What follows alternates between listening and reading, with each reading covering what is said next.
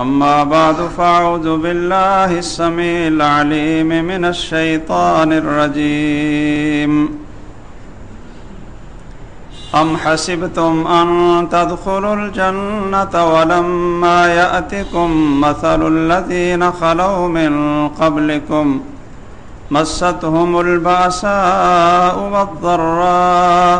وزلزلوا حتى يقول الرسول والذين آمنوا معه متى نصر الله حتى يقول الرسول والذين آمنوا معه متى نصر الله ألا إن نصر الله قريب۔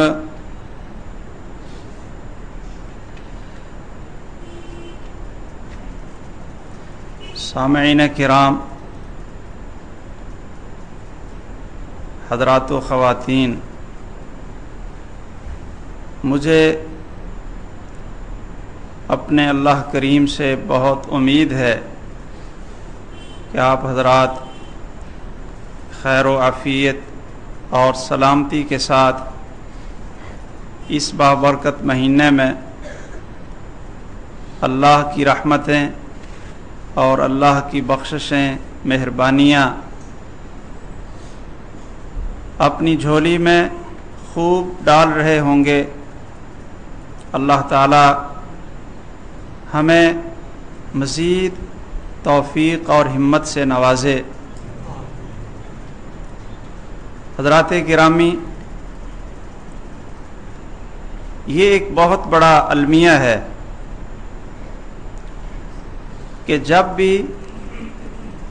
کوئی بہت بڑی آفت یا مسلمانوں پہ بہت بڑی آزمائش آتی ہے تو اس سے جو ہمیں حاصل کرنا چاہیے تھا، اس سے جو عبرت پکڑنی چاہیے تھی اور اس کے جو اسباب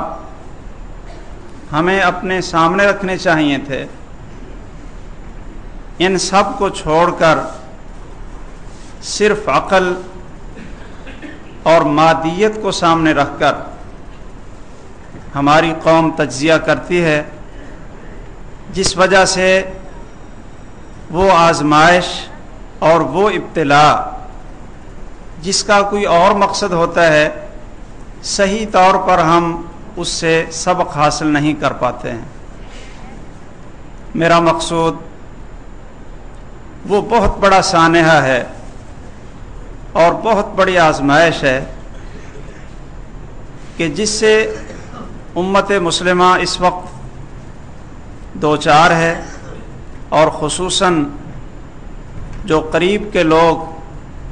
پاکستان میں بسنے والے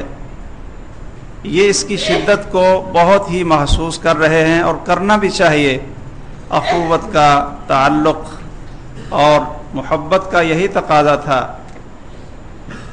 لیکن مجھے بہت افسوس ہوا بعض مضامین پڑھ کر، عربی اخبارات کے اندر بھی میں نے پڑھے اور یہاں پاکستان میں آ کر اردو جرائد اور رسائل میں بھی وہ مضامین دیکھے، اور بہت سے احباب نے فون پہ پوچھا، بلکہ بڑے پڑھے لکھے حضرات جن کا تعلق وکیل اور جج کے ساتھ ہے، ان کے بھی فون آئے کہ ہم بہت حیران ہیں۔ یہ سوال تقریباً آپ حضرات کے ذہنوں میں بھی ضرور آتا ہوگا، یا کم از کم اپنی مجلسوں میں آپ لوگوں سے یہ سوال ضرور سنتے ہوں گے کہ کیا وجہ ہے کہ رمضان برکت اور رحمت کا مہینہ ہے اور اللہ بھی بڑا رحیم و کریم ہے، لیکن اس زلزلے سے معصوم بچے، عورتیں اور مسلمان اس طرح پس گئے کہ ان کی آہیں اور سسکیاں کوئی سننے والا بھی نہیں تھا۔ تو یہ اتنا بڑا عذاب یہ مسلمانوں پہ کیوں نازل ہوا؟ اگر اللہ تعالیٰ نے نافرمانی یا معصیت کی وجہ سے اس عذاب کو نازل کرنا تھا تو کافر تھوڑے تھے، اللہ کو نہ ماننے والے اور اسلام اور مسلمانوں کے دشمن اور اس پوری دنیا کو ایک قتل گاہ بنانے والے اور پوری انسانیت کو آزمائش اور فتنے سے دوچار کرنے والی قوتیں اس وقت شر اور بدی کی قوتیں موجود تھیں، تو یہ زلزلہ ان کے اوپر کیوں نہیں آیا؟ یہ بیچارے مسلمانوں پر، معصوم بچے اور عورتوں پر یہ زلزلہ کیوں آیا ہے؟ اس کا ذرا ہمیں آپ تجزیہ کریں اور اس کا جواب دیں۔ اور ایک بہت بڑا سوال جو اسی سے متعلق عام ذہنوں میں آتا ہے اور لوگوں نے پوچھا بھی کہ آپ اپنی دعاؤں میں یہ دعائیں کرتے تھے، اللہم زلزل اقدامہم، اے اللہ کافروں کو اور ظالموں کو زلزلے سے دوچار کر دے اور ان کے قدموں کو ہلا دے اور ان پر ایسی آندھی اور عذاب اور سیلاب کو بھیج دے کہ جو ان کے پاؤں کو اکھاڑ دے۔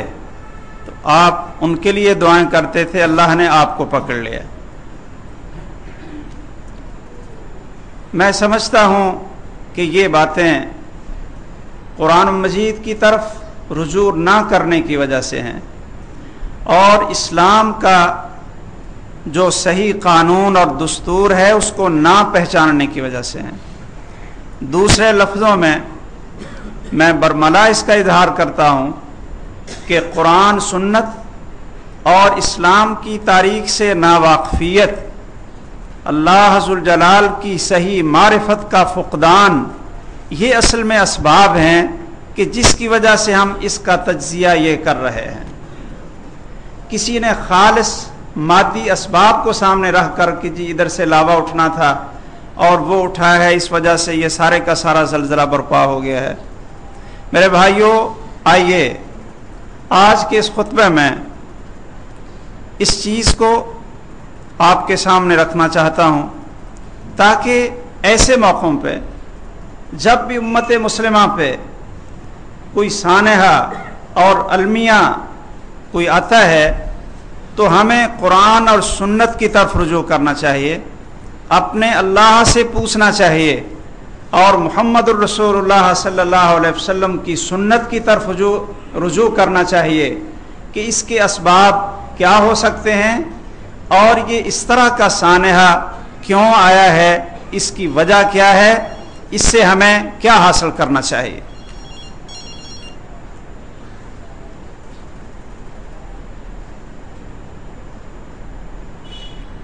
انسان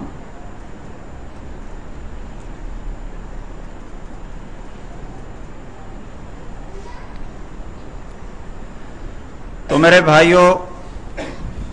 اصل میں اللہ کے ساتھ تعلق اور محبت کا جو انداز اور معیار ہے قرآن و سنت کے اندر، پہلے تو ہم نے اس کو سمجھنے میں غلطی کی ہے۔ ہم لوگ یہ سمجھتے ہیں کہ جس کے ساتھ ہمارا پیار ہوتا ہے، جو ہمارا بن جاتا ہے، تو ہم اس سے محبت کرتے ہیں، تو پھر ہم اس کو کوئی تکلیف نہیں آنے دیتے، اور دنیا میں جتنے اسباب عیش و راحت ہوتے ہیں وہ سارے کس لیے ہم اس کے لیے وقف کر دیتے ہیں۔ یہ انسانوں کی محبت کا مزاج ہے۔ آپ کو اپنے بیٹے سے پیار ہے، آپ اس کو تکلیف میں نہیں دیکھ سکتے۔ آپ جتنا کچھ آپ کے پاس ہے،